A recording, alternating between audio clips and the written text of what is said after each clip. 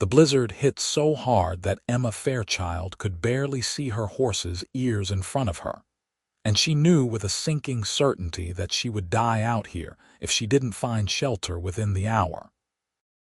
The wind howled across the Washington Territory wilderness like a wounded animal, driving snow into every exposed inch of her skin, despite the wool scarf wrapped around her face. Her fingers had gone numb inside her gloves 2 miles back, and her horse, a sturdy mare named Clementine, was stumbling with increasing frequency through the deepening drifts. Emma had left Seattle 3 days ago with clear skies and the reasonable assumption that the 50-mile journey to her aunt's homestead would be manageable before winter truly set in. November in 1876 could be unpredictable, but nothing had prepared her for this sudden fury of nature. She had lost the trail an hour ago. Everything looked the same now, just endless white punctuated by dark shapes that might be trees or rocks or her imagination playing tricks. Her teeth chattered so violently she bit her tongue, tasting copper. The temperature had dropped so precipitously that ice crystals formed on her eyelashes with each blink. Clementine whinnied, a sound of distress that cut through Emma's growing delirium, and then the horse simply stopped moving. "Please," Emma whispered, though whether she was begging the horse or God or the merciless weather itself, she couldn't say. "Please, just a little further." But Clementine had more sense than her rider. The mare had planted her hooves and refused to take another step, her sides heaving with exhaustion.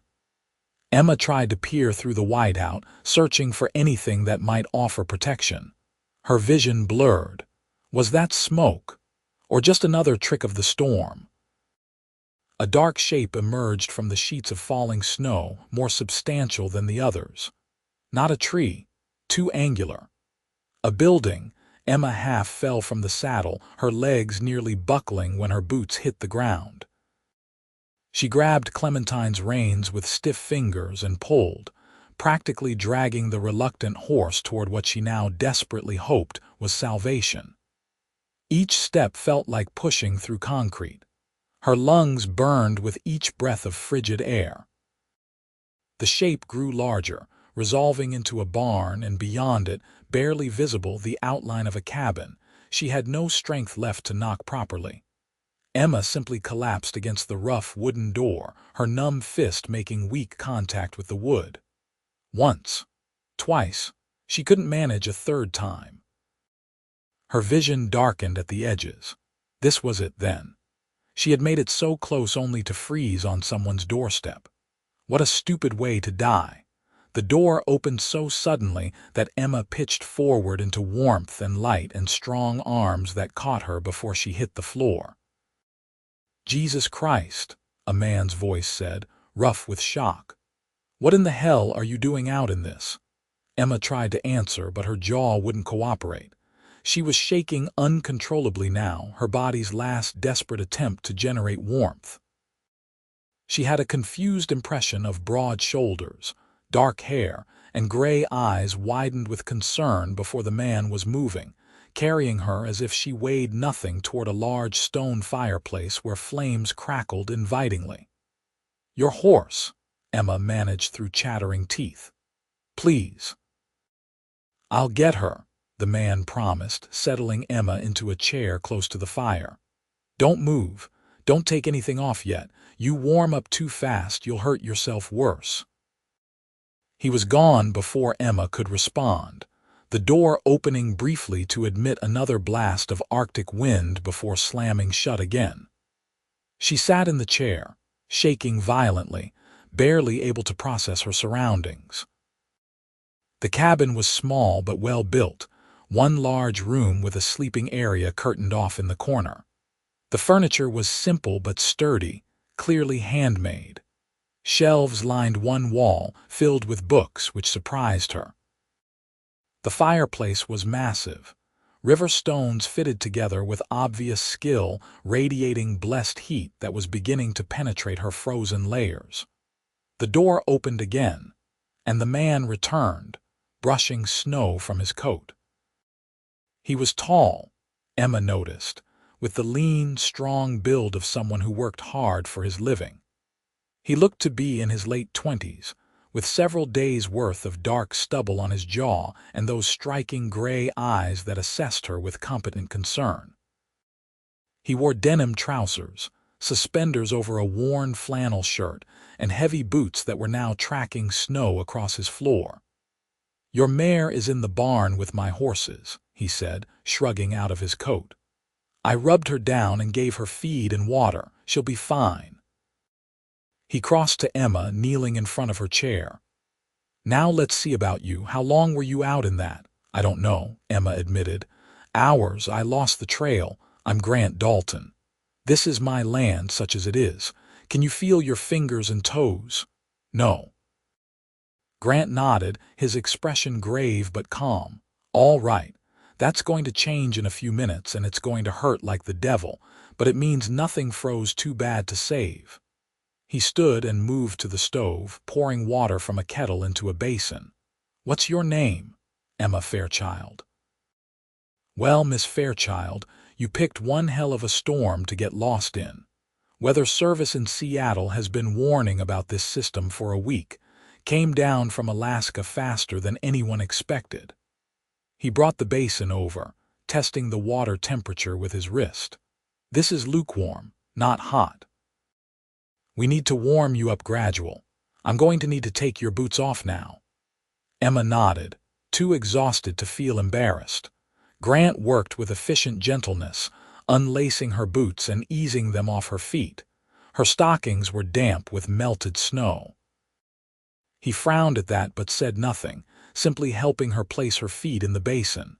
Then he took her hands, stripping off her wet gloves, and held them between his own larger, warmer palms. "Talk to me," he said. "Keep yourself alert.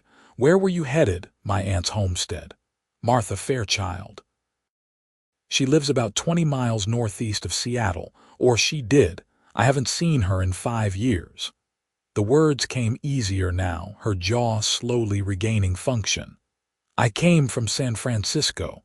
My father died 6 months ago. I have no other family except Aunt Martha." "I'm sorry about your father." "Thank you." Emma looked down at their joined hands. Grant was rubbing her fingers gently, trying to stimulate circulation. He had calluses on his palms, the rough hands of a working man, but his touch was surprisingly tender. "I thought I could make the journey before the weather turned." "I was wrong. You almost died because of that mistake," Grant said bluntly. "You understand that? Another hour out there, and I would have found you frozen solid come spring." The gravity in his voice made Emma shiver for reasons that had nothing to do with the cold. "I understand. I was foolish." "Not foolish. Unprepared. There's a difference." He released her hands and stood, moving to a trunk in the corner. "The feeling is going to start coming back now. I'm going to give you some privacy to change out of those wet clothes. Everything you are wearing needs to come off and hang by the fire to dry." He pulled items from the trunk as he spoke. A thick flannel nightshirt, wool socks, a heavy robe. All men's clothing, all far too large for her, but all blessedly dry. He placed them on the chair beside her.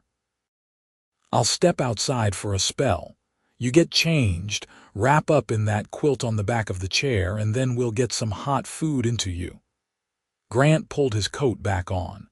"And Miss Fairchild, I know you are probably a proper lady with proper sensibilities, but out here, survival comes before propriety. You do what needs doing to stay alive." "Understood." "Understood," Emma said quietly. "And Mr. Dalton, thank you for saving my life." Something flickered in those gray eyes, there and gone too quickly to identify. "Thank me after you survive the night. Frostbite and hypothermia are tricky things." He went out into the storm again, closing the door firmly behind him. Emma sat for a moment, gathering her strength, and then began the painful process of undressing. Grant had been right about the pain. As sensation returned to her extremities, it felt like thousands of needles stabbing into her skin simultaneously. She bit her lip to keep from crying out, fumbling with buttons and laces with clumsy fingers. Everything was damp or wet. Her traveling dress, her petticoats, her chemise, even her stockings. She stripped it all off and left it in a pile, then pulled the oversized nightshirt over her head. It hung past her knees, the sleeves extending well beyond her fingertips.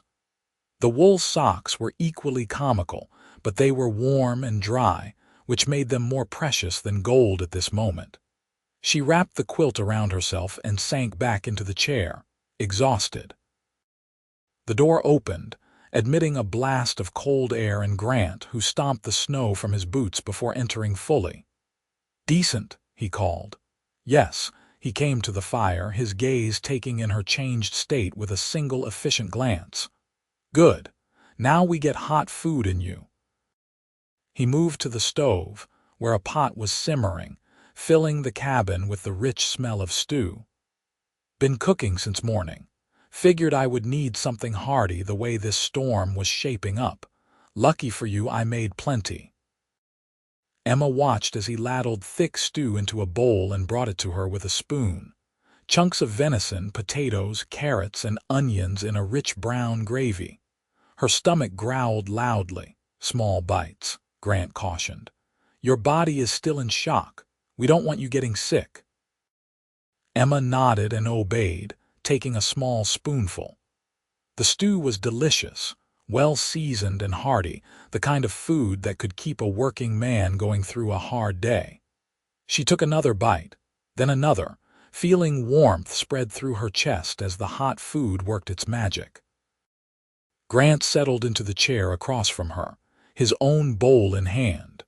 For a few minutes, they ate in companionable silence, the only sounds the crackling of the fire and the howling wind outside.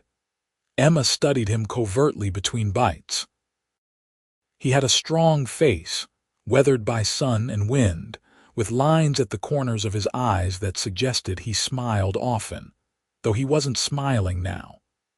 His dark hair was longer than fashionable, curling slightly at his collar. He looked like the kind of man who was comfortable in his own skin, who knew his capabilities and didn't feel the need to prove anything to anyone. "How long have you lived out here?" Emma asked finally. 3 years. Bought this section of land and built the cabin myself." Grant gestured around the room with his spoon. "It is not much, but it is mine, paid for with my own money. Got about 60 acres with good water and timber. I run some cattle, do some logging, hunt and trap in winter, make enough to get by. It seems like a hard life." "It is," Grant agreed. "But it is an honest one. I worked on a ranch down in Wyoming for years, taking orders, making other men rich. Figured I would rather work hard for myself than for someone else's benefit." He finished his stew and set the bowl aside. "What about you? What brings a San Francisco lady all the way to the Washington Territory in November?" "As I said, my father died. I have been living alone since then, trying to manage his affairs. He had debts I did not know about. The house had to be sold to satisfy the creditors. I had nowhere else to go, so I wrote to Aunt Martha. She invited me to come stay with her. And you decided to make the journey alone. I hired a guide in Seattle, but he took my money and abandoned me at the edge of town. Said the weather was turning too dangerous, and he was not risking his neck for any amount of pay." Emma looked down at her bowl, shame coloring her cheeks. "I should have waited, found someone else, but I was running out of money for lodging. I thought I could make it on my own." The map seemed straightforward enough. Grant shook his head. "That guide ought to be horsewhipped for leaving you like that, but he was not wrong about the weather. This is a bad one, maybe the worst I have seen since I have been here." He stood and took her empty bowl.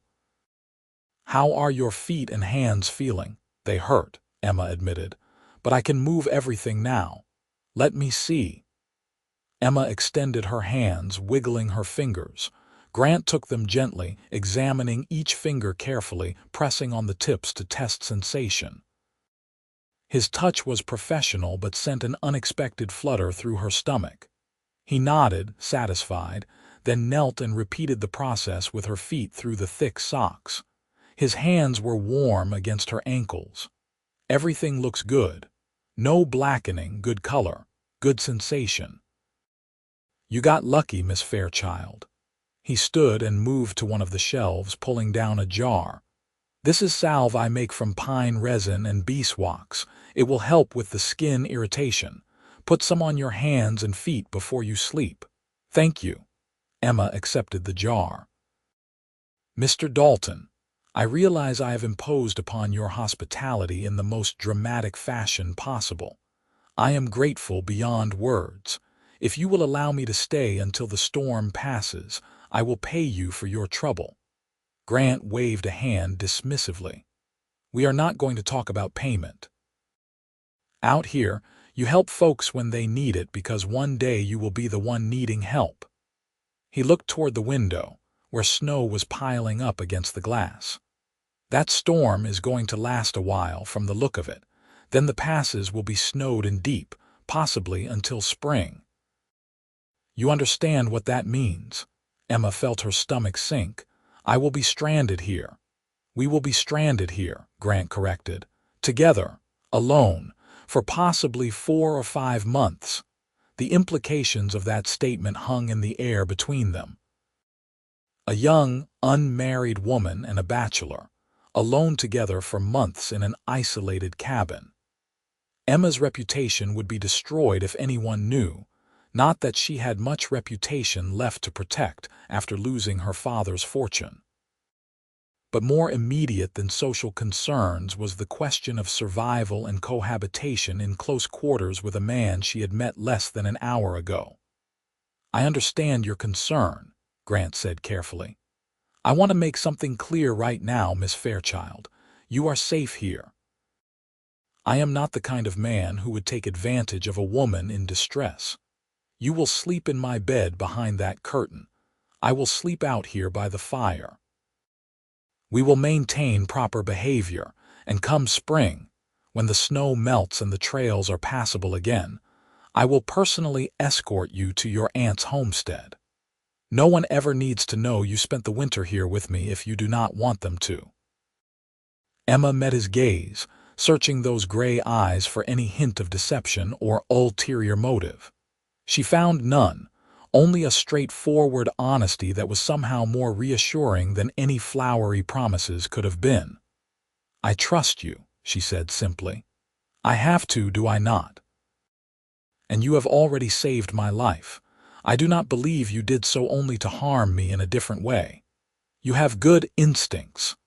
Grant picked up the wet clothes she had discarded and began draping them over a line strung near the fire. Now, you need to rest. Hypothermia takes a toll on the body, even after you are warmed up.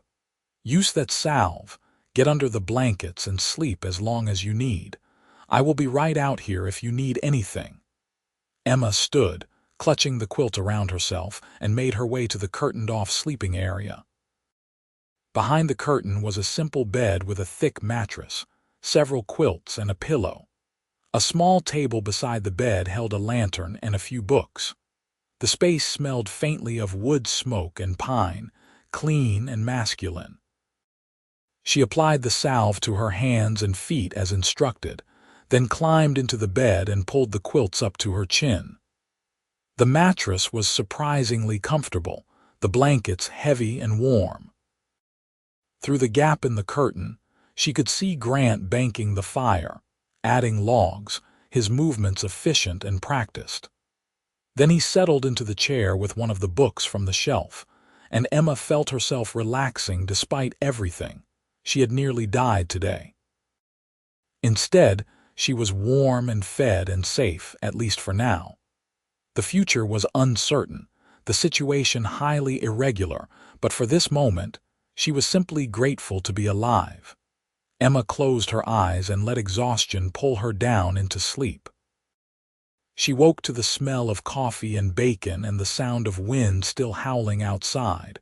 For a moment she was disoriented, not recognizing her surroundings, then memory flooded back. The storm. The cabin. Grant Dalton. Emma sat up slowly, assessing her condition.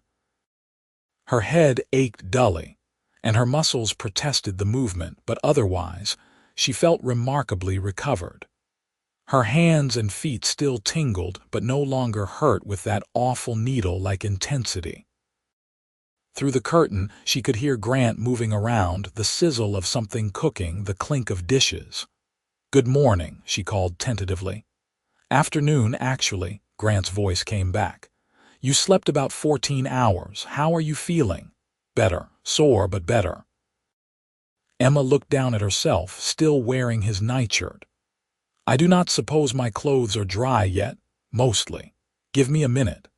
He appeared at the curtain, careful not to look inside, and passed through her traveling dress, now dry and pressed. "I heated the iron and did my best, but I am not much of a hand at ladies' clothing. Everything else is in a stack on the chair." "Thank you." Emma was touched by the unexpected thoughtfulness. "I will just be a moment." She dressed behind the curtain, grateful for the privacy. Her dress was wrinkled despite Grant's efforts, but it was clean and dry. Her undergarments had dried as well. As she laced up her boots, she noticed someone had polished them. Grant, apparently, was proving to be quite domestic despite his rough exterior. When she emerged from behind the curtain, she found Grant had set the table with 2 plates, each loaded with bacon, eggs, and thick slices of bread. A pot of coffee sat in the center, steam rising invitingly. "I was not sure what you liked, so I made a bit of everything," he said, pulling out a chair for her. "Eggs are from my chickens. The bacon I cured myself last fall. Bread is a day old but still decent." Emma sat, suddenly ravenous. "It looks wonderful. You did not have to go to so much trouble." "You need your strength back." Grant took his own seat and began eating with the efficient manner of a man accustomed to fueling his body rather than indulging in leisurely meals. "The storm is still going strong. I went out to the barn this morning to check on the animals. The snow is already past my knees and it is still coming down heavy. We are going to be snowed in for a while, possibly weeks, before the weather clears enough for travel." "Weeks?" Emma felt a flutter of panic. "But my aunt will be expecting me. She will worry." "There is nothing to be done about it. The trail is impassable, and even if it was not, I would not let you venture out in this. Your aunt lived through enough winters out here to understand what a storm like this means. She will figure you took shelter somewhere and are waiting it out." Grant poured coffee for both of them. "The question is how we manage being stuck here together for the duration. You said last night that you would sleep by the fire and I would take the bed. That hardly seems fair. This is your home, and you are my guest. Besides, I have slept in worse places than in front of a warm fire." Grant set down his fork and looked at her directly. "Miss Fairchild, we need to establish some ground rules if we are going to be living in close quarters for an extended period. I propose we be honest with each other. No pretense, no false modesty. We will both be doing work to maintain this household. I will handle the outdoor chores and the heavy labor. You can help with cooking and mending and such if you are willing. We will respect each other's privacy as much as possible, but we will also acknowledge that some informality is inevitable given the circumstances." Emma considered this. "That seems reasonable, and please call me Emma. Standing on ceremony seems rather pointless at this stage." "Emma it is." "And I am Grant." He smiled for the first time, a quick flash of warmth that transformed his face. "I think we will manage just fine." They spent the rest of that first full day together establishing a rhythm. Emma insisted on cleaning up after the meal while Grant went out to tend the animals. When he returned, stomping snow from his boots and brushing ice from his coat, She had tidied the cabin and put on a pot of beans to soak for dinner. "You did not have to do all that," Grant said, looking around at the swept floor and organized shelves. "I can hardly sit idle while you do all the work. I may be a city woman, but I know how to keep a house." Emma hung his coat on the peg by the door. "What else needs doing?" Grant seemed surprised but pleased by her initiative. "Well, if you are serious about helping, I have mending that needs doing. I am hopeless with a needle, and if you can make bread better than my efforts, I would be grateful. But first, you should rest more. You are still recovering." "I am fine, truly. I would rather be useful than sit around feeling useless." "All right, then." Grant pulled out a basket from under his bed, filled with clothes that needed repair. "Have at it. I will be working on those traps I need to set once the weather clears. Need to check them over, replace some of the springs." They settled into companion work, Grant at the table with his traps spread before him, Emma in the chair by the fire with needle and thread. The wind howled outside, rattling the windows, but inside the cabin it was warm and peaceful. Emma found the work soothing, the simple rhythm of mending tiers and replacing buttons. Grant's clothes were worn but well made, practical items that showed hard use. "How did you learn to build all this?" Emma asked after a while, gesturing around the cabin. "It is very well constructed." "My father was a carpenter back in Missouri. I grew up helping him, learning the trade. When I decided to head west, those skills came in handy." Grant tested a trap spring, nodded in satisfaction. "This cabin is not fancy, but it is tight and solid, keeps out the wind and rain. That is all a man really needs. It is more than many people have." Emma bit off a thread and examined her work. "I think people in cities forget how much work goes into simply surviving out here. We turn a tap and water comes out, buy bread from a bakery, coal gets delivered for the furnace. Everything is so easy that we forget what it takes to provide those things." "You are not what I expected," Grant said abruptly. Emma looked up surprised. "What do you mean? When I pulled you in from that storm, you had that look about you." "Expensive clothes, soft hands, educated way of speaking. I figured you for a pampered city girl who would turn up her nose at hard work and rough living." He met her eyes. "I was wrong. You have got grit in you. That is a compliment, by the way." Emma felt warmth that had nothing to do with the fire. "My father raised me to be a lady, but my mother, who passed when I was 12, taught me to be practical. She said a woman should know how to manage a household properly, even if she has servants to do the work. She grew up poor, you see, and never forgot it, even after she married well." Emma smiled at the memory. "She would approve of me learning to survive out here, I think. She sounds like a wise woman." She was. They fell back into comfortable silence, working side by side as the afternoon light faded, and the storm continued its assault on the world outside. Emma finished the mending and started on bread dough, mixing flour and water and salt with the sourdough starter Grant kept in a crock. Her hands remembered the motions from childhood, when she had spent hours in the kitchen watching the cook work. "That smells good already," Grant commented, watching her knead the dough. "It will be better tomorrow after it rises properly. We can have it with dinner." "You really do know your way around a kitchen. I am full of surprises." Emma shaped the dough into a ball and placed it in a bowl to rise, covering it with a cloth. "What about you? Any surprises I should know about? Secret past as an outlaw, buried treasure in the backyard?" Grant laughed, a rich sound that filled the cabin. "Nothing so exciting, I am afraid. I am exactly what I appear to be, a simple man trying to make a simple living off the land." But as Emma got to know him over the following days, she discovered that Grant Dalton was anything but simple. He was well-read, with strong opinions about politics and philosophy that he was happy to debate during their long evenings by the fire. He had a dry sense of humor that caught her off guard and made her laugh unexpectedly. He was patient and kind, treating her with unfailing respect while also accepting her help with the household work without the false pride some men might have shown.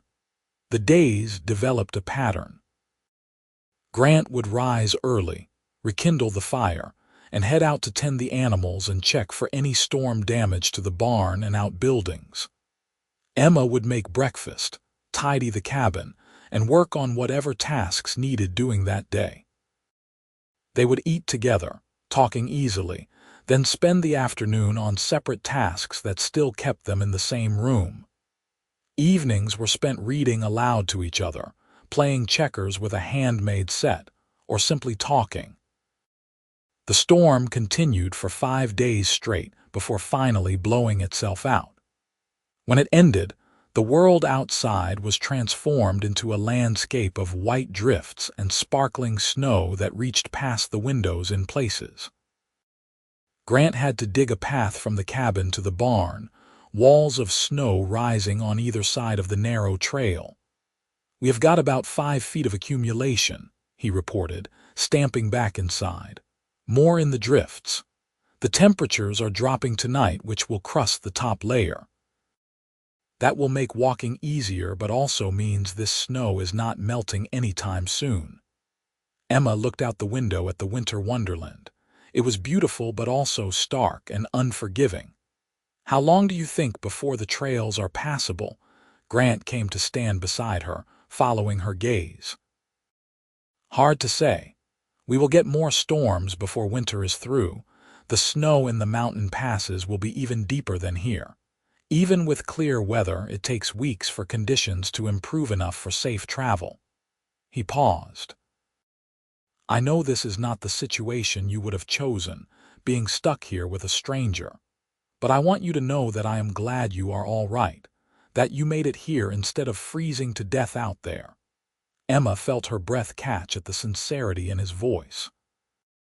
She turned to look at him and found him already watching her, those gray eyes soft with an emotion she could not quite name. "I am glad too," she said quietly.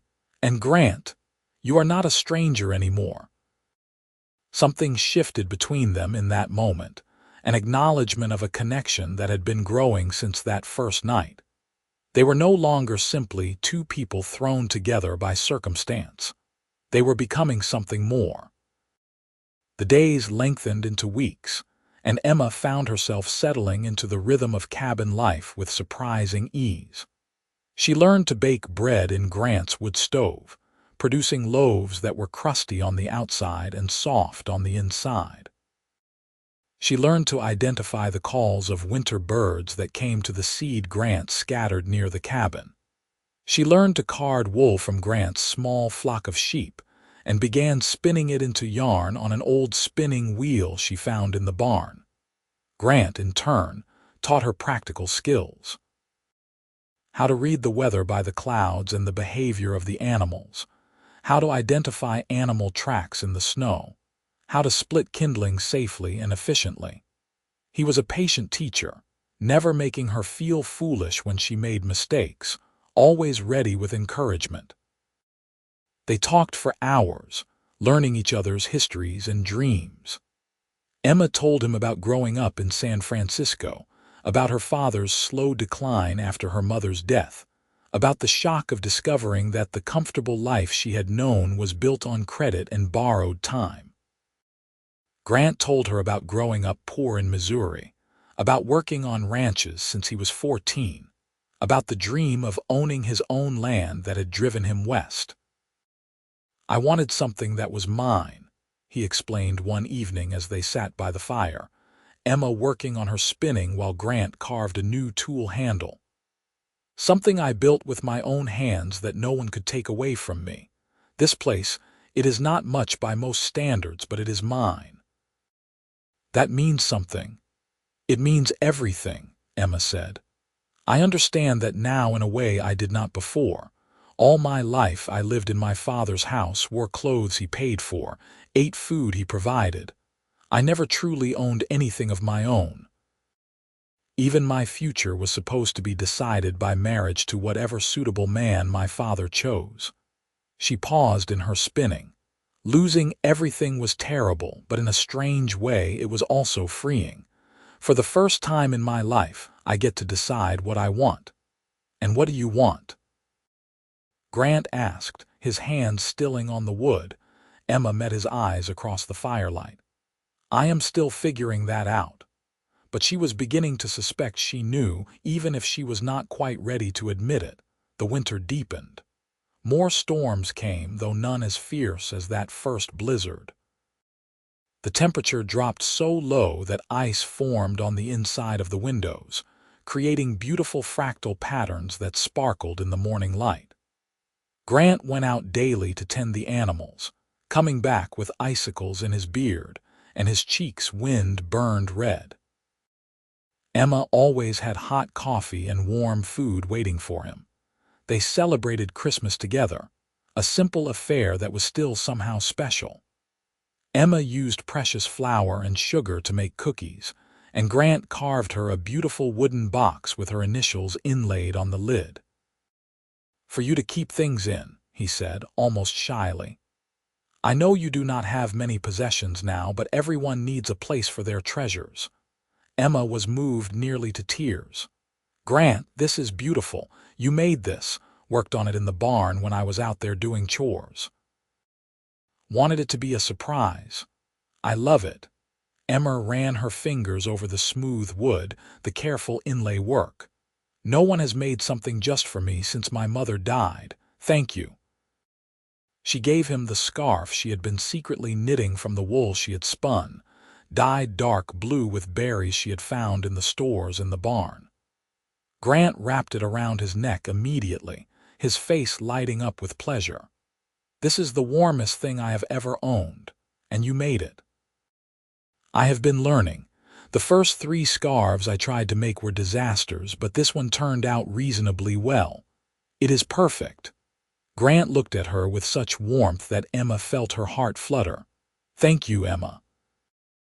They ate a special dinner of roasted chicken and vegetables, and Emma produced a cake that was slightly lopsided but tasted good. They sang carols together, Grant's rough baritone blending surprisingly well with Emma's clear soprano. They stayed up late into the night, talking and laughing, and Emma realized she could not remember the last time she had been this happy. January brought more snow and bitterly cold temperatures. Emma and Grant fell into an even closer partnership, working together with the ease of long practice. They could communicate with a glance across the room, anticipate each other's needs, move around the small cabin without getting in each other's way. But there was also a growing awareness between them, a tension that was not quite uncomfortable but was definitely present. Emma caught herself watching Grant when she thought he was not looking, admiring the way his shoulders filled out his shirt when he worked, the strong lines of his hands, the way his eyes crinkled when he smiled. She found herself manufacturing excuses to stand close to him, to brush against him as she passed in the narrow cabin, and she caught him watching her too. His gaze would linger on her face as she read aloud in the evenings. His hand would rest on her shoulder a moment longer than necessary when he passed behind her chair. The air between them hummed with unspoken possibilities. One night in late January, a bad storm rolled in, shaking the cabin with the force of the wind. Emma woke to the sound of something crashing outside and Grant's muttered curse. She peered around the curtain to find him pulling on his boots. What is wrong? That crash was the barn door coming loose. I have to go secure it before the whole thing gets ripped off its hinges. He shrugged into his coat. Stay inside where it is warm. Be careful. He flashed her a quick smile and then was gone into the howling night. Emma waited, listening to the storm rage, anxiety growing with each passing minute. It had been 20 minutes, then 30. The wind was so loud she could barely hear herself think. What if he had gotten hurt? What if he was lost between the cabin and the barn, unable to find his way back in the whiteout. Just as she was about to pull on her own coat and go looking for him, the door burst open. Grant stumbled in, covered in snow, blood running from a cut on his forehead. "Grant!" Emma rushed to him as he shut the door against the wind. "What happened? Beam fell, caught me above the eye. It is not as bad as it looks." But he swayed slightly, and Emma grabbed his arm to steady him. "Sit down. Let me see." She guided him to the chair and quickly fetched water and clean cloths. The cut was indeed not as bad as all the blood made it appear, but it was still nasty, a gash above his left eyebrow that would need careful cleaning. "This is going to sting," Emma warned, dabbing at the wound with a wet cloth. Grant hissed but did not pull away. "You have a gentle hand. You have done so much for me. Let me take care of you for once." Emma worked carefully, cleaning away the blood, assessing the damage. "I do not think it needs stitches, but it will leave a scar." "What is one more scar?" Grant's hand came up to cover hers where it rested on his shoulder. "Emma." She looked down at him, suddenly very aware of their proximity, of his hand warm on hers, of the way he was looking at her. "I know I said we would maintain proper distance," Grant said quietly, "that nothing would happen between us, but Emma, I need to be honest with you. I am having a damned hard time keeping that promise." Emma's heart hammered in her chest. "Why?" "Because I am falling in love with you." The words were simple, direct, devastating in their honesty. "I have been fighting it, telling myself it is just proximity, just the situation. But it is not. It is you. The way you laugh, the way you tackle every new challenge, the way you make this cabin feel like a home instead of just a place to sleep. I am in love with you, and I needed you to know that before we spend another day lying to each other." Emma felt tears prick her eyes. "Grant, I am falling in love with you too. I think I have been since you caught me when I fell through your door, but I did not want to presume, did not want to complicate an already complicated situation. To hell with complicated." Grant stood, his hand coming up to cup her face. "Emma, I know this is not the time or place I would have chosen to court you properly. I know your reputation could be ruined by this winter, that you might regret this come spring. But I need to know if there is any chance that you might feel the same way. I just told you I am falling in love with you. Was I not clear enough?" A slow smile spread across Grant's face. "I wanted to be sure. Grant Dalton, despite this being the strangest and most improper courtship imaginable, I am absolutely certain that I am in love with you. Not because of proximity or circumstance, but because you are good and honest and kind and make me laugh and make me feel like I can be myself. So yes, I feel the same way." "Thank God," Grant breathed, and then he was kissing her, his lips warm and firm against hers, his hand gentle on her face despite the calluses. Emma melted into him, her arms coming up to wrap around his neck, and it felt like the most natural thing in the world. When they finally broke apart, both breathless, Grant rested his forehead against hers. "I have wanted to do that for weeks. So have I." Emma laughed shakily. "What do we do now?" "Now we stop pretending that we are just strangers sharing a cabin and start being honest about what we are becoming." Grant took her hands in his. "Emma, when spring comes and the snow melts, I am not just going to escort you to your aunt's place and say goodbye. I am going to ask you to marry me. But I am telling you this now because I want you to have time to think about it, time to be sure. Because if you say yes, this is the life you would have. This cabin, this land, the hard work and simple living. I cannot offer you anything fancy." "You are offering me everything I need," Emma said. "A home, a partnership, a future built on our own terms. That is more valuable than any mansion in San Francisco. But you should think about it. Take the time to be sure." "I am already sure, Grant, but I will take the time if it makes you feel better." Emma smiled up at him. "How about this? You said stay until the snow melts, then decide. So I will.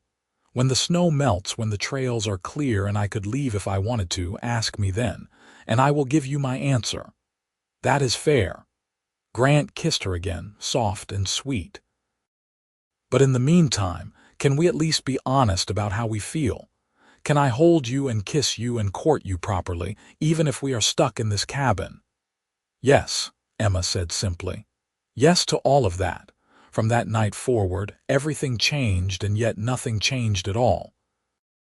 They still maintained their separate sleeping arrangements, mindful of propriety even in their isolated situation. But during the day, they were free with their affection. Grant would kiss Emma's forehead when he came in from morning chores. Emma would lean against his shoulder as they sat by the fire in the evening. They held hands across the table during meals. They were openly in love, and it was wonderful. Grant courted her in small, meaningful ways. He carved her a set of hair combs when he noticed her struggling to pin up her hair with inadequate pins. He surprised her with early wildflowers he found blooming in a sheltered spot near the creek, the first sign that spring was somewhere beyond the winter landscape. He taught her to dance one evening, humming a waltz as they moved around the cabin, and Emma felt like she was floating. Emma, in turn, showed her love through care and attention. She mended his clothes with extra care, adding small decorative touches.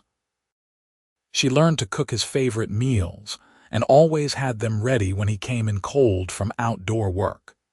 She read to him in the evenings, selections from his favorite books, her voice soft and soothing after a long day. February arrived with a brief thaw followed by more snow, but the worst of winter seemed to be easing. The days were noticeably longer, and the quality of the light was changing, hinting at the spring to come. Grant began planning the garden they would plant once the ground thawed, discussing with Emma what vegetables she preferred, what herbs they should grow. "You are talking as if I will still be here come planting time," Emma teased gently. "Will you not be?" Grant pulled her close. "I thought you were staying until the snow melts to decide." "I am, but you seem very confident in what my decision will be." "I am hopeful," Grant corrected. "There is a difference. But yes, I am hopeful that come spring you will agree to be my wife and make this your home." Emma kissed him softly. "Your hope is not misplaced." March brought real signs of spring. The snow began to melt in earnest, retreating from the sunny spots and revealing brown earth beneath. Ice broke up on the creek with sounds like gunshots. Birds returned in increasing numbers, filling the air with song. Grant began venturing farther from the cabin, checking the condition of the trails, assessing when travel might be possible. "Another 2 weeks, maybe 3, he reported in mid-March. "The main trail to the north is still blocked, but it is clearing fast. Once we get a few more warm days, you will be able to reach your aunt's place safely." Emma felt a flutter of anxiety. Not because she doubted her feelings or her decision, but because the approaching end of their isolation meant facing the real world again. What would her aunt think? What would the community think? Would Grant still feel the same way about her once they were not living in their private bubble? As if reading her thoughts, Grant took her hands. "Emma, what we have here, what we have found together that does not change when we leave this cabin. I love you in this isolated place, and I will love you surrounded by people. Nothing about the outside world will change how I feel. I know." "I am just nervous. So am I." Grant kissed her forehead. "But we will face it together." The snow continued to melt. By the last week of March, the trails were passable, and Grant declared that they could make the journey to Martha Fairchild's homestead safely. Emma felt a strange mix of emotions as she packed her few belongings into her saddlebags. Excitement to finally meet her aunt, nervousness about how she would explain the winter, sadness to leave the cabin that had become home. "Ready?" Grant asked, leading Clementine from the barn. The mare looked well rested and well fed after her winter of leisure. As ready as I will ever be. Emma took one last look around the cabin. Grant had already doused the fire and secured everything for their absence. He would return here, of course. This was his home. But would she come back with him? The journey to Martha's homestead took most of the day, traveling through a landscape emerging from winter. Patches of snow still lingered in shaded areas, but new green growth was visible everywhere. The air smelled of wet earth and growing things. It was beautiful, and Emma found herself eager to see what the land looked like in full spring and summer. Martha Fairchild's homestead was a tidy operation, with a sturdy cabin, a barn, a chicken coop, and several acres of cleared land ready for planting. Smoke rose from the chimney as they approached, and a woman emerged at the sound of their horses. She was in her 50s, tall and sturdy, with gray streaked hair pulled back in a practical bun. Her weathered face broke into a wide smile when she saw Emma. "Child, thank the Lord." Martha rushed forward as Emma dismounted, pulling her into a fierce hug. "I have been worried sick since the big storm in November. I figured you were holed up somewhere safe, but not knowing was killing me." "I am so sorry, Aunt Martha. I got caught in that first blizzard and nearly died. Grant here saved my life." Emma gestured to Grant, who had dismounted and was standing respectfully back. "Grant Dalton, this is my aunt, Martha Fairchild." Martha's sharp eyes assessed Grant in a single glance, taking in his respectful posture, his work-worn hands, the way he looked at Emma. Her expression shifted to understanding, and something that might have been approval. "Mr. Dalton, I owe you a debt I can never repay if you saved my niece's life." Martha extended her hand and Grant shook it. "Please, come inside, both of you. I want to hear this story properly." Over coffee and fresh bread, Emma and Grant explained what had happened. Emma told about the guide who abandoned her, the storm, her near-death experience. Grant described pulling her from the blizzard, the long winter snowed in together. They were honest about the situation, not hiding the fact that they had spent months alone together, though they were carefully vague about the romantic development between them. Martha listened, asking occasional questions, her expression growing more thoughtful. When they finished, she sat back and looked between them. "So let me make sure I understand. You two spent the entire winter alone in a one-room cabin and you are telling me nothing improper happened." Her tone was skeptical but not unkind. Emma felt her cheeks heat. "Grant was a perfect gentleman." "I am sure he was. That is not what I asked." Martha turned to Grant. "Mr. Dalton, I am a practical woman who has lived in this territory for 20 years. I understand how things work out here, and I do not hold with the same rigid propriety rules they have back east. But I am also my niece's only living family, which means I am going to ask you directly. What are your intentions toward Emma?" Grant did not hesitate. "I am in love with her, madam. I want to marry her if she will have me. I have a good homestead, no debts, and the skills to provide for a wife. I know it is sudden, and I know the circumstances are unusual, but my feelings are sincere." Martha turned to Emma. "And you, child, how do you feel?" "I love him, Aunt Martha. I know it seems fast, but we spent 4 months together. We learned each other better than most courting couples ever do. I want to marry him." "Well then." Martha stood and refilled their coffee cups. "I think you should." Emma blinked. "You do, of course. You clearly love each other, and unlike most young girls with stars in their eyes, you have already experienced what daily life together would actually be like. You have seen him at his worst and his best in close quarters, under difficult circumstances. If you still love each other after living through a hard winter in a tiny cabin, you have got a better foundation than most marriages." Martha sat back down. "But Emma, You need to understand what you are choosing. Life out here is hard. The work never ends. Children come, and sometimes they do not survive. The isolation can be crushing. The weather can destroy a year's work in a day. Are you sure this is what you want? Emma thought about the winter, about the work and the challenges and the simple joys of building a life with someone you loved. I am sure. It will be hard, but it will be ours. That means everything, Martha nodded. Then you have my blessing.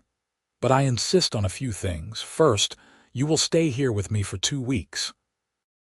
You and Mr. Dalton can court properly, with chaperones and time apart to make sure your feelings hold up outside that cabin. Second, we will do this right.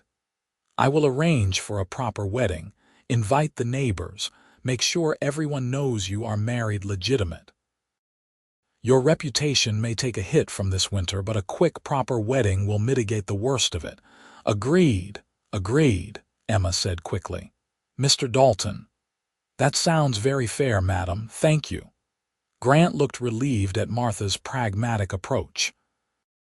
The next 2 weeks were a strange contrast to the winter. Emma stayed with her aunt, sleeping in a real bed in a separate room, helping with the spring planting and household chores.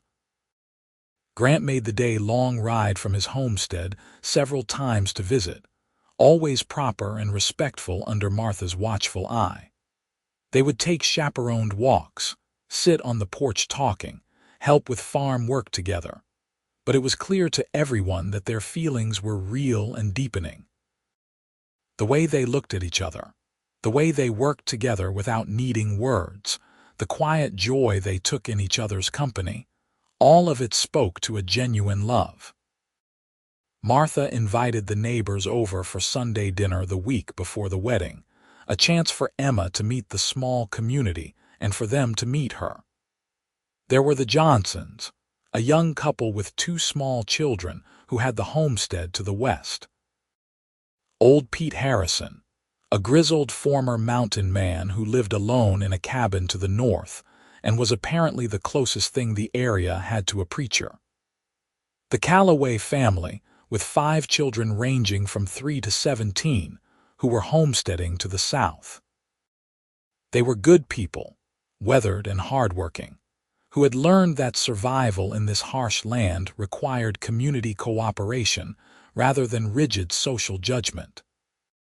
They accepted Emma's story about the winter without apparent censure, more interested in assessing whether she and Grant were a good match than in condemning them for an unavoidable breach of propriety. "You look happy together," Mary Johnson said to Emma as the women cleaned up after dinner. "That is what matters out here.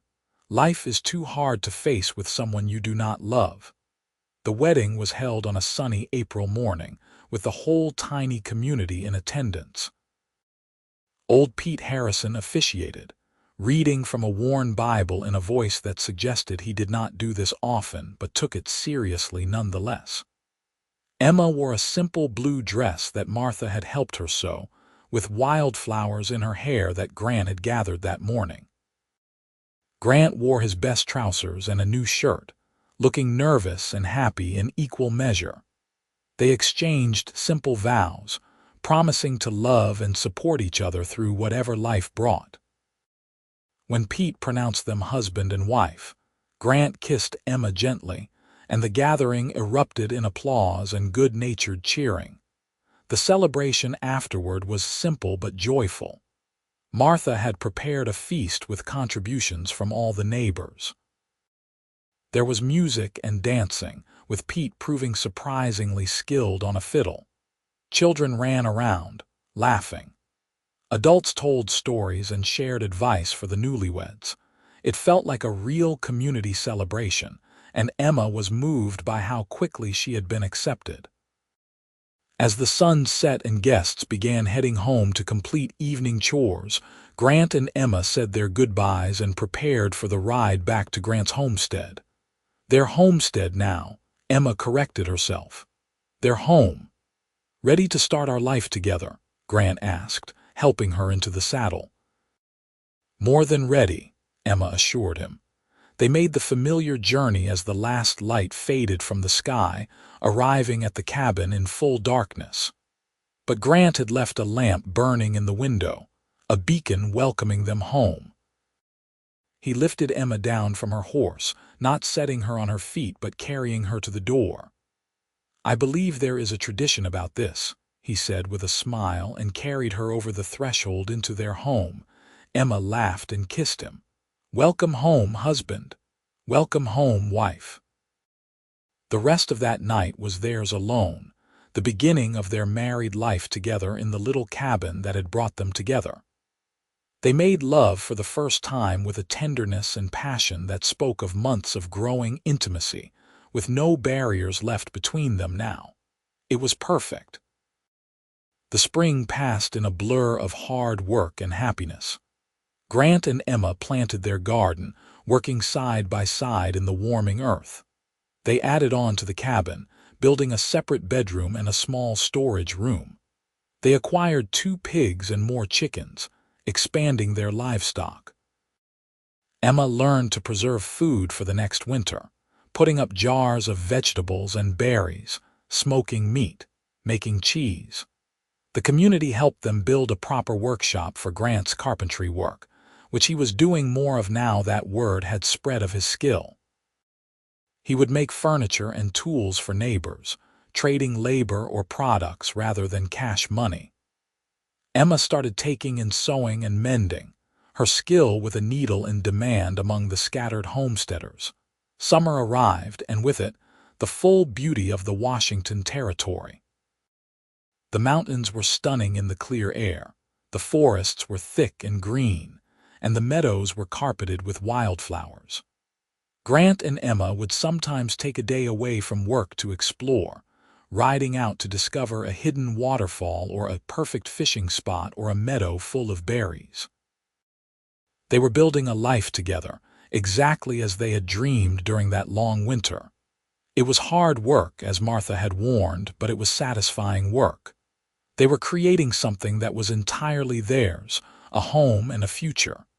In late August, Emma woke feeling queasy. At first, she thought she had eaten something that disagreed with her, but when the feeling persisted for several days, always worst in the morning, she began to suspect the real cause. Martha confirmed her suspicions when Emma visited in early September. "You are pregnant, child." "About 8 or 9 weeks along, I would guess." Martha smiled at Emma's wide-eyed expression. "You are surprised. I suppose I should not be, but it feels so soon."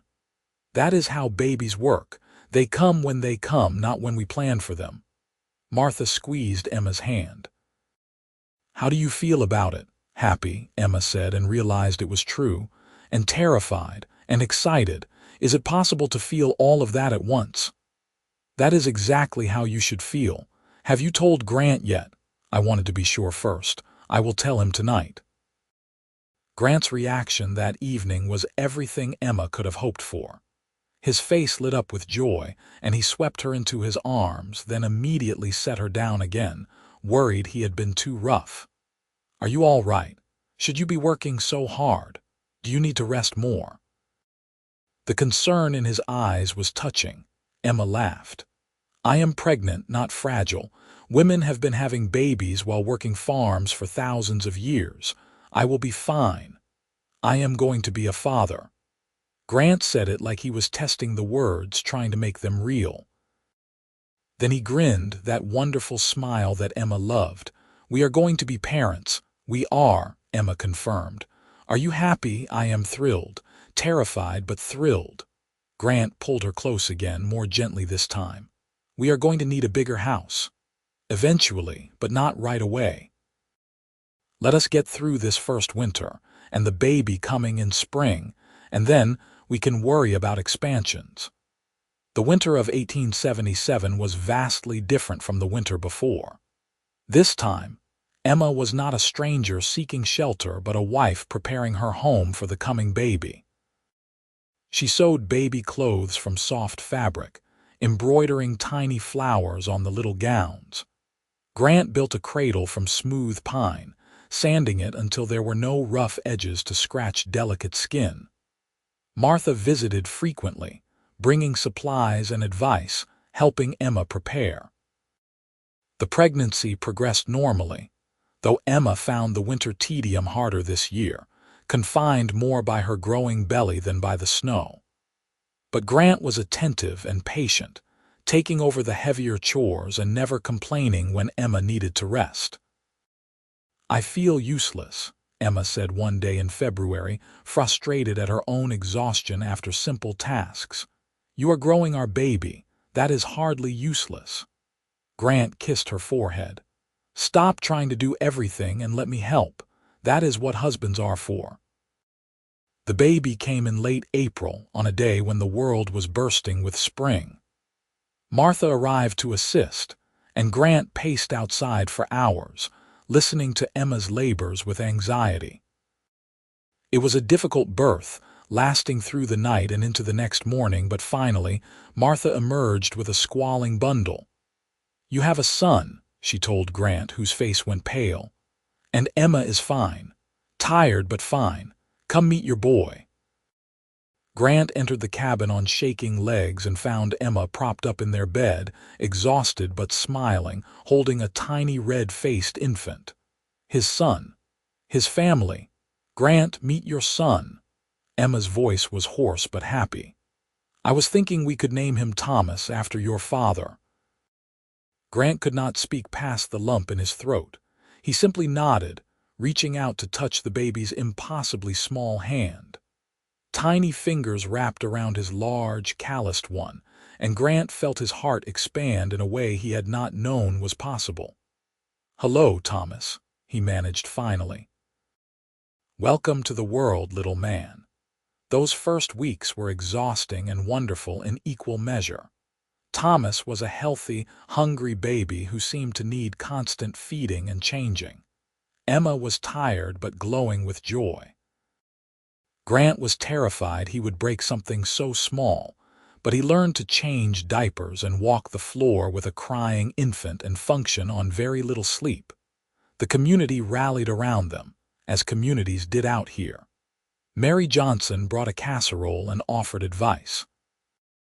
The Calloway family sent over hand-me-down baby clothes that their youngest had outgrown. Old Pete Harrison came by with a hand-carved rattle and a blessing for the baby. Martha stayed for 2 weeks, helping with the household work and teaching Emma the basics of infant care. Summer arrived, and with it came a new rhythm. Emma would work with Thomas on her back, secured in a clever carrier that Martha had shown her how to make. Grant worked the fields and tended the animals, always stopping to check on his wife and son throughout the day. They were tired, but they were happy. Thomas grew, reaching milestones that filled his parents with pride. His first smile, directed at Grant, made his father melt. His first laugh, prompted by Emma making silly faces, was the most beautiful sound they had ever heard. He was a good baby, mostly happy, curious about everything. The years passed, marked by the changing seasons and the growing child. Thomas learned to walk, taking his first wobbling steps across the cabin floor into his father's waiting arms. He learned to talk, his first word "Papa," which made Grant absurdly proud. He followed Grant around like a shadow, wanting to help with every task. When Thomas was 3, Emma found herself pregnant again. This time, the pregnancy was easier, though chasing after an active toddler while growing another baby was challenging. Martha had taught Emma well, and Emma felt more confident facing the birth this time. Their second child, a daughter named Grace, was born on a snowy December morning in 1880. She was smaller than Thomas had been, with a cap of dark hair and gray eyes like her father's. Thomas was fascinated by his little sister, wanting to hold her and help care for her constantly. "Gentle," Emma would remind him as he patted Grace's head with surprising care for a 3-year-old. "She is very little. I protect her," Thomas declared seriously. "I am Big Brother, and he did protect her with the fierce devotion of a child given responsibility. As Grace grew, Thomas was always nearby, making sure she did not get into trouble, helping her when she fell, sharing his toys with her. The homestead grew along with the family. Grant and his neighbors worked together to build proper barn facilities, allowing them to expand their livestock. Emma's garden flourished, providing vegetables enough to feed them through the winter with plenty left to trade. Grant's carpentry work had become a steady source of income, with people coming from as far as Seattle to commission his furniture. More families moved into the area as the years passed, drawn by the available land and the promise of the growing Washington territory. A small settlement formed around a crossroads about 3 miles from the Dalton homestead, with a general store, a blacksmith, and eventually a small schoolhouse. When Thomas turned 6 in 1883, he started attending the school, walking the 3 miles with several other children from nearby homesteads. Grace, now 3, cried the first day her brother left without her, but Emma distracted her with chores and baking projects. Grace was already showing signs of being her mother's helper, always wanting to stir the bread dough or feed the chickens. Life settled into a comfortable pattern. Winters were still hard, summers still demanded endless work, but the Dalton family thrived. Grant and Emma's love had only deepened over the years, tested and proven by the daily challenges of building a life together. They still took time for each other, stealing moments alone when the children were asleep, taking walks in the evening while Martha watched the little ones during her visits. In 1885, Emma gave birth to another son, William, and in 1888, a third daughter, Ruth. The cabin had been expanded multiple times now, with proper bedrooms for the children and a larger main room. The farm was prosperous by homestead standards, with a good herd of cattle, a large garden, and Grant's carpentry business providing steady income. Thomas grew into a serious, hard-working boy who loved the land and the animals. Grace was creative and clever, always drawing or making up stories. William was adventurous, constantly climbing things and getting into mischief. Ruth was the baby, sweet-natured and cheerful, everyone's favorite. The community continued to grow. The settlement got a church in 1886, and Grant was asked to serve on the board that oversaw community decisions. Emma became known for her skill with healing herbs, and was often called to help neighbors who were sick or injured. They were respected members of the community, and their children were growing up surrounded by the same values that had brought Grant and Emma together: hard work, honesty, and caring for your neighbors. Martha remained a constant presence in their lives, visiting regularly, helping with the children, offering wisdom and support. She had aged over the years but remained strong and active, refusing to slow down. "I will rest when I am dead," she told Grant when he suggested she take things easier. "Until then, there is work to do." The terrible winter of 1890 tested everyone in the territory. It came early and hit hard, with storms that raged for days and temperatures that dropped so low that the river froze solid. The Daltons were better prepared than most, with their experience and substantial stores, but even they struggled. During one particularly bad storm in January, Martha became ill with pneumonia while visiting. Emma nursed her around the clock, using every remedy she knew, but the infection was too severe. Martha died on a quiet morning, surrounded by the family she had helped create, her last words a whispered blessing for them all. Her loss hit the family hard, especially Emma, who had come to love her aunt deeply. But in the way of frontier people, they mourned and then carried on, knowing that Martha would have expected nothing less. They buried her on a hillside overlooking the valley in spring, and every year on her birthday, The family would hike up to put flowers on her grave. The years continued to pass. Thomas grew into a young man, tall and strong like his father, taking on more of the farm work. At 18, he began courting the daughter of a neighboring family, a sensible girl named Anne who Emma approved of. They married in 1892, and Grant helped Thomas build a cabin on a piece of the Dalton land, starting him off on his own homestead. Grace showed an unexpected talent for drawing and painting, her work good enough that a teacher from Seattle encouraged her to pursue art training. Grant and Emma were proud but worried about their daughter going to the city. In the end, Grace chose to stay home, saying she could not imagine living anywhere else. She opened a small business painting portraits and landscapes for families in the growing settlement, making a modest living doing what she loved. William, true to his adventurous nature, joined a cattle drive to Montana when he was 17, seeking excitement beyond the homestead. He returned 2 years later, full of stories and experience, more mature and ready to settle down. He became a partner in his father's expanding carpentry business, showing a natural talent for the work. Ruth, the youngest, was the one who most reminded Emma of herself at that age. She was curious about everything, always asking questions, always wanting to learn. She devoured every book she could get her hands on, and Emma taught her everything she knew about medicine and healing. By the time Ruth was 15, she was assisting Emma with the sick in the community, showing a natural talent for nursing.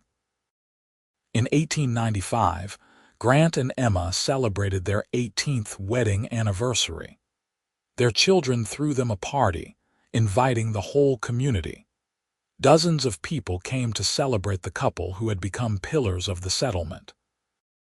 There were speeches about Grant's skill and generosity, about Emma's healing work and kindness, about the strong family they had raised.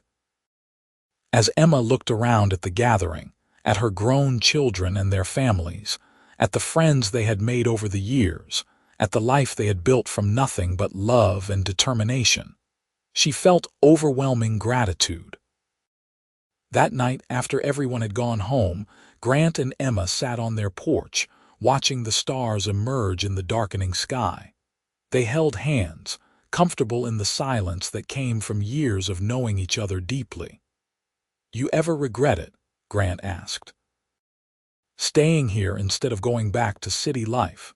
You could have had an easier path." Emma turned to look at her husband, this man who had saved her life in more ways than one. His hair was gray now, lines etched deep around his eyes and mouth, but to her, he was as handsome as the day he had pulled her from that storm. "Not for a single moment," she said firmly. "You gave me the advice to stay until the snow melted and then decide. Best decision I ever made was choosing you, choosing this life. I have never been happier. Even with all the hard times, the work and the worry and the struggles, especially because of those things, they made us stronger. They proved what we had was real." Emma squeezed his hand. "I love you, Grant Dalton. I loved you in that first winter, and I love you now, and I will love you until I take my last breath." Grant raised her hand to his lips, kissing it gently. "I love you too, Emma. You made this house into a home, made my life into something worth living. Every day with you has been a gift." They sat together as darkness fell completely and the stars came out in full glory. Two people who had found each other in a storm and built a love that had lasted through everything life threw at them. The new century arrived, bringing changes to the Washington Territory. Statehood had come in 1889, bringing more people and more development. The settlement near the Dalton homestead had grown into a proper town with a main street and multiple businesses. Roads improved, making travel easier. The railroad reached the area in 1903, connecting them to the wider world. But through all the changes, the Dalton homestead remained, a constant in a changing landscape. Grant still worked his land, though he had turned over most of the heavy labor to William and Thomas. Emma still tended her garden and helped the sick, though Ruth did most of the difficult cases now. They had earned their rest, but neither was ready to stop being useful. Their family continued to grow. Thomas and Anne had 5 children. Grace married a schoolteacher and had 3 children of her own. William married late, at 30, to a widow with 2 children, and they had 1 more together. Ruth went to Seattle for nursing school, rare for a woman at the time, but came back to practice in the town, where she met and married a doctor who had moved to the area. Grant and Emma were surrounded by grandchildren and eventually great-grandchildren, their cabin always full of young voices and laughter. They had built not just a homestead but a legacy, a family that would continue their values of hard work, honesty, and care for the community. In 1910, on a warm summer evening, Grant and Emma celebrated their 33rd wedding anniversary with their entire extended family. There were over 40 people present, spanning 4 generations. They ate and laughed and told stories, and when the night grew late and the little ones had been put to bed, the adults sat around a bonfire, continuing the celebration. Thomas stood and raised his glass. "To my parents, who taught us everything worth knowing. How to work hard, how to love well, how to face difficulties without complaining, and how to build something that lasts. Everything good in my life started because you found each other in that blizzard." Everyone raised their glasses, echoing the toast. Emma, sitting beside Grant with his arm around her shoulders, felt tears prick her eyes. "Thank you all," she managed. "But the truth is, we are the lucky ones. We got to build this life, raise all of you, and see you build your own lives and families. That is a blessing beyond measure." Grant pulled her closer.